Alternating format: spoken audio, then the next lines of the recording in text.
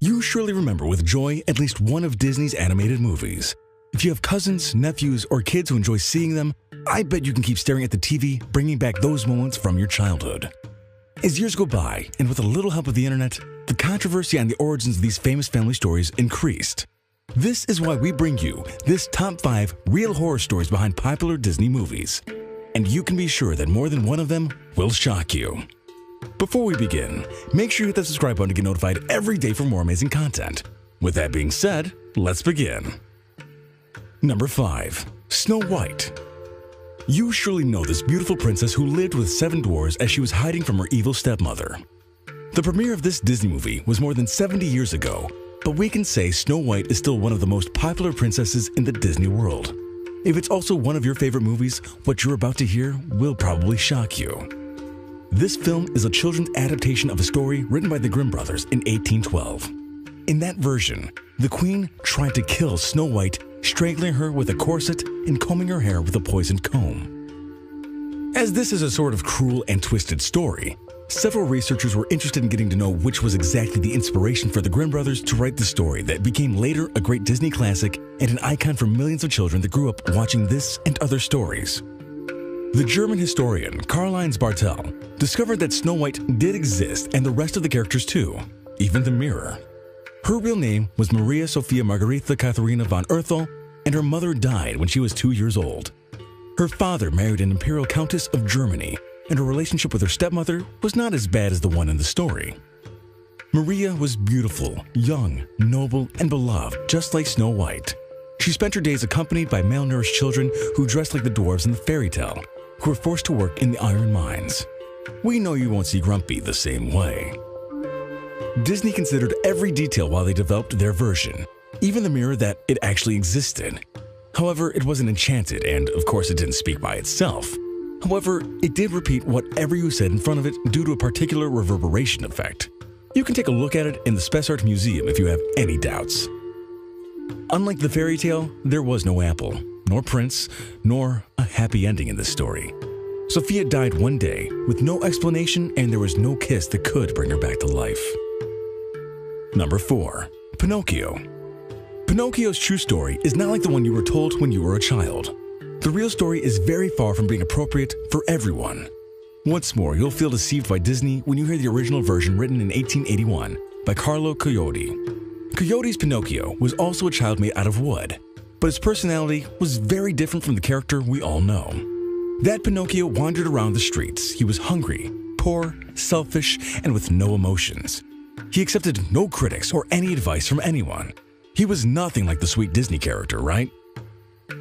The story has it that the talking cricket known as Jiminy Cricket, thanks to Disney, was murdered by Pinocchio with a hammer when he warned him that he should go home and stop doing bad things. He felt no regrets on this, and he also lied to Geppetto, telling him it was all the cricket's fault because he never meant to kill him. You're probably surprised, but wait, there's more.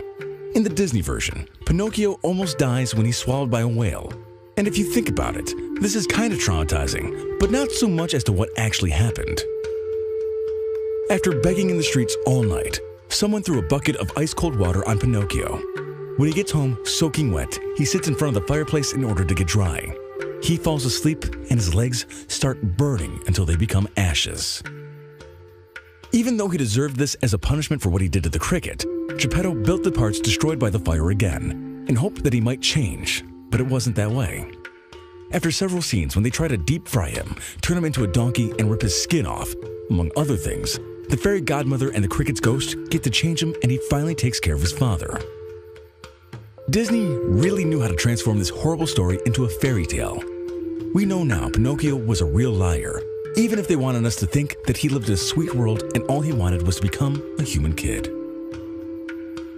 Number 3. Cinderella.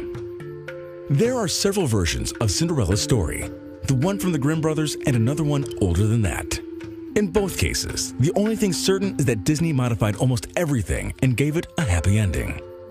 We all know that Cinderella had to stand the abuses of her stepmother and stepsisters after her father died, or so Disney told us. But apparently, her father never died. This beautiful and poor maiden was humiliated by her stepmother, and he never said a word about this. This is definitely a father that no one would want to have. On the other hand, the shoe that our beautiful Cinderella left stranded in the castle wasn't made out of crystal, but out of gold. Now we're wondering, why would Disney ever want to change gold for crystal? Maybe they thought it was more appropriate for a fairy tale. Nobody knows. If you remember in the movie, in the moment in which the prince gets to Cinderella's home and her stepsisters try on the shoe, it was obvious that it wasn't their size at all. But we know how all this ended. However, according to the original story, as the shoe was made out of a precious metal, the methods they used to make it fit weren't really appropriate for every audience. This way, the evil stepmother forced one of her daughters to cut 2 of her toes so her foot could fit in the shoe. The other daughter had to curl her heel for the same purpose.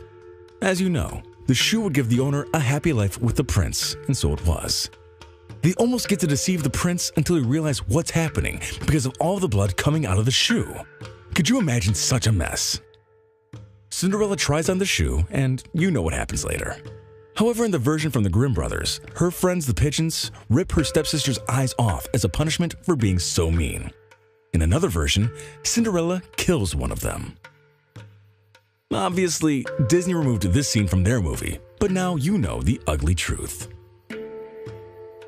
Number 2. The Little Mermaid. Ariel is the smallest and most adventurous daughter of Triton. The Little Mermaid was a Disney classic that amused several generations with her songs. This beautiful story that combines the secrets of the ocean with the regular life in the mainland has an original version written by Hans Christian Andersen. You'll be surprised to know what was the real fate of the King of the Ocean. It wasn't happy at all. If Disney would have never made their own version of the story, you can be sure that you would have never asked your mom to read this to you as a bedtime story. Ariel did know the prince, and she also did exchange her beautiful voice for a nice pair of legs. She obviously wanted to fall in love with a human and live her life out of the water. But none of those things went right for our beautiful red-headed mermaid. After saving the prince from dying of drowning and leaving him at the seashore, Ariel got back to the deep sea. She was now in love and depressed, and she decides to visit a witch. Yes, the one we know as Ursula. Ariel had to give her voice to the witch if she wanted to have beautiful legs. So, Ursula cut Ariel's tongue with no contemplation. The worst part is that if she didn't get a human to fall in love with her, she would stay silent and lonely for the rest of her life. When the prince saw Ariel, he immediately fell in love with her. But this wasn't enough to break the spell. Why? Well, even though that dumb girl reminded her of the beautiful woman who saved him, he thought they weren't the same lady. Of course, she didn't have that woman's beautiful voice. One day, a woman with a beautiful voice, very similar to the Little Mermaid's, showed up in the palace, and it was then when the prince decided his search was over and he would marry her. Ariel was depressed again because she had lost her voice and now she was alone, and she knew her heart would be broken soon. The most amazing part is the ending, because one of both of them had to die so Ariel's heart wouldn't get rotten, and as she was completely in love, she preferred to let him be happy and with his girlfriend, and then she went into the ocean. She wanted to die in the place that was once her home. However, as she attempted to kill herself, she was condemned to eternal suffering. We're sure you're as surprised as we are.